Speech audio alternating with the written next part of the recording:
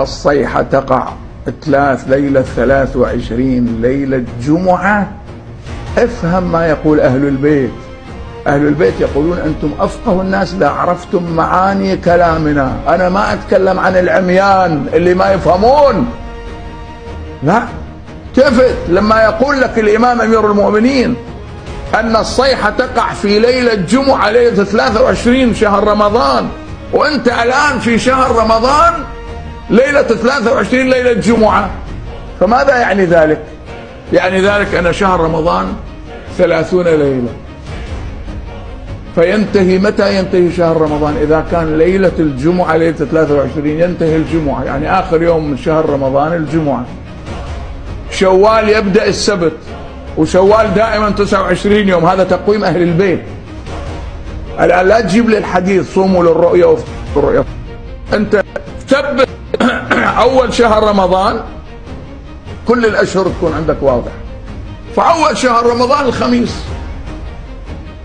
العامة والخاصة السنة اتفقت كلمتهم أن أول شهر رمضان الخميس، ما في أحد شذ عن هذا. فما دام أول شهر رمضان الخميس، يعني ليلة 23 ستكون ليلة جمعة، ليلة القدر.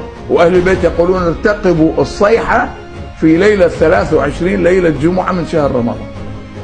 فإذا بدأ شهر رمضان هكذا الخميس، ينتهي الجمعة 30 يوم، يبدأ شوال السبت، وشهر شوال 29 يوم، لأنه الأشهر القمرية 30 29 30 29 حتى تكتمل الدورة الشهرية للقمر، دورة القمر الشهرية حتى تكتمل دورة القمر الشهرية. فإذا كان شوال يبدأ السبت ينتهي السبت أيضا 29 يوم، من السبت إلى السبت 15 يوم، إلى السبت 22 إلى السبت 29. فذي القعدة 30 يوما، يبدأ ذي القعدة الأحد، ينتهي 30 يوم، ينتهي الاثنين. ذي القعدة آخر يوم الاثنين. شوف هنا لما الإمام أمير المؤمنين يقول لك ارتقب الصيحة ليلة 23 شهر رمضان ليلة جمعة، يأخذك إلى آخر شهر ذي الحجة. شهر ذي القعدة انتهى يوم الاثنين، فيبدأ شهر ذي الحجة الثلاثاء. إذا بدأ الثلاثاء شهر ذي الحجة، ماذا يعني ذلك؟ شهر ذي الحجة دائما شهر ناقص. اقرأوا حتى كتب اللغة، حتى المنجد طلعه، والمحيط، ومجمع البحرين، وكتب اللغة كلها والوسائل والمستدرك. شوف دائما يقولون لك شهر ذي الحجة شهر ناقص، ما يصير كامل، لأن محرم كامل 30 يوم. تسمع هذا حديث خاص، خصوصية لك.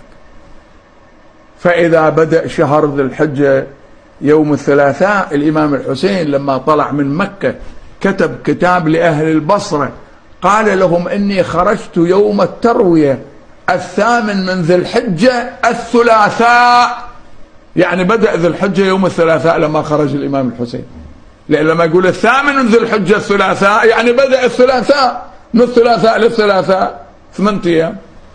فلماذا الحسين يقول هذا الكلام في كتابه اللي موجود في التاريخ وفي أرباب المقاتل وين ما تروح؟ الإمام الحسين يكتب رسالة، كان يمكن أن يكتفي يقول يا أهل البصرة إني خرجت من مكة إلى كربلاء، فمن أراد أن يلحق بي يتفضل. لا، يؤكد، يقول إني خرجت من مكة يوم 8 من ذي الحجة، يوم التروية الثلاثاء، يعني بدأ ذي الحجة الثلاثاء، يعني ذي الحجة ينتهي الثلاثاء، يعني محرم يبدأ الأربعاء، يعني يوم عاشوراء الجمعة. فالحسين يبين للعالم أن مقتل الحسين يوم الجمعة، حتى ما تبقى تفر برأسك مثل ما الشيخ المفيد الله يرحمه أو غيره يقول وقيل يوم السبت قتل الحسين، وآخر يقول وقيل الاثنين. هو الحسين يحدد مقتله بيوم الجمعة في كتابه لأهل البصرة، يقول أنا أقتل يوم الجمعة، خلاص هذا الكلام واضح. بعد شنو المسألة؟ فإذا كان ذي الحجة يبدأ يوم الثلاثاء، اسمع ما أقول لك، هاي قضايا غيبية. تقع هذه السنة أو ما تقع السنة، كل الأمور ماشية هكذا، تناغم وانسجام وتكامل وتطابق بالتأريخ. فيكون يوم مقتل النفس الزكية يوم الجمعة، يوم 25 ذي الحجة. إذا ذي الحجة يبدأ الثلاثاء، يوم 25 يصادف يوم الجمعة، هذا وقت مقتل النفس الزكية. الآن من هو النفس الزكية؟ لا يعلم به إلا الله. أنا أبين لكم حقائق حتى لا تبقى غافل وتمشي فقط وراء التقاويم. لا، هاي حقائق أمامك الآن، حقائق أمامك تأخذها من كلمة أمير المؤمنين سلام الله عليه لما يقول لك أن الصيحة ارتقبها واستمع إليها، إنما تقع الصيحة ليلة 23 من شهر رمضان، ليلة جمعة. هالسنة بالذات، هاي السنة 1444 ليلة الجمعة، ليلة القدر ليلة جمعة، ليلة 23.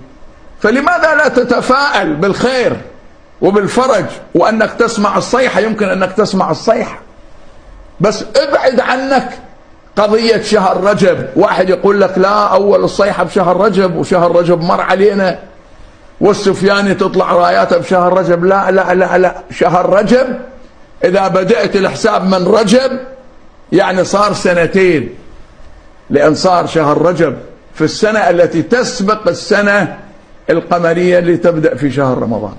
لكن إذا بدأت شهر رمضان ومحرم الصيحة الثانية ورجب الصيحة الثالثة، 3 صيحات. الآن